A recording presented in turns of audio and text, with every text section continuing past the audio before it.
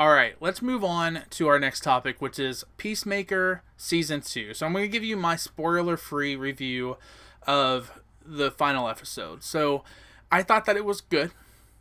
I thought that I heard a description of people talking about how the last episode was really just a glorified post-credit scene, and really the season finale was kind of episode 7. And I could see why people had that to say. Like, I could honestly see where that perception comes from. I thought the episode was good. I didn't think it was great. It wasn't like some tremendous, finale that I just am going to rave and rave about. But I thought it was good. I thought it gave us some closure in some of the storylines. I thought it gave us some things to look forward to in a season 3. Wait, there isn't a season 3 coming. James Gunn recently was commented and said that there is no plans at all for a Peacemaker season 3. And honestly, I'm a little bit confused by that, if I'm being 100%. I think that this part is a spoiler, so if you haven't seen the finale at this point, you might want to hold your ears for a second. But Peacemaker season 3 or season 2 ends with Peacemaker going into another universe in the multiverse. And like, there's not another season coming to be able to talk about where he's at and where he's going. And here's the problem with it, I think, is that James Gunn further went on to say his storyline is going to be talked about in future DCU movies, including Man of Tomorrow, which is the next Superman movie to come out. And I hate this. I hate it. I hate it with a passion, because when Marvel started to derail, and don't get me wrong, like, Marvel's not like in the dumps. I think we all still love Marvel movies. We all love going to Marvel movies. But where it really started to kind of get shaky for I think a lot of us fans was when they required us to have to watch their television shows in order to be able to caught up with what was going on in the movies.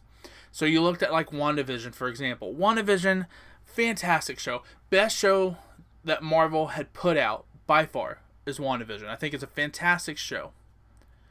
If you didn't see WandaVision, you were confused as fuck when you saw Doctor Strange Multiverse of Madness. Like, how did all of a sudden Scarlet Witch become this bad guy? She has children? What is this? Like, you didn't understand the plot points of one of your own movies because you didn't take time to watch their television show. And I think we're only going to see that even further when we get to Avengers Doomsday, because I think Loki's going to play a big part in what happens in Avengers Doomsday and how the multiverse comes together, because now he's the god of stories, right? If you've seen the Loki seasons, you know where his story arc left off. But you know who hasn't seen the Loki seasons?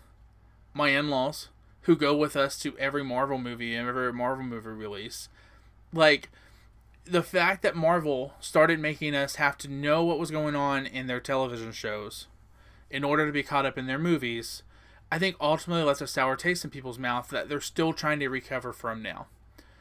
I think that DCU is trying to make the same mistake, and I hate it, because at the end of Peacemaker Season 2, again, spoiler, Chris is left in the multiverse in a completely different universe that Rick Flag is trying to test to see if it is inhabited by, or could be inhabited by metas, right? To get rid of metas out of their own universe, which is great. I'm all for that story plot if there was a season 3 of Peacemaker coming, but there's not. And I think that's silly. Like, why would you tie everything, like, Peacemaker has been their most successful show, DC's most successful show that they've had. And you can debate whether or not it's better than the Penguin, because I really love the Penguin, but it is, one of their most successful television shows that they've ever had. And I am genuinely concerned that if you don't watch Peacemaker, you're going to miss out on certain plot points that you would get with the next DCU movie.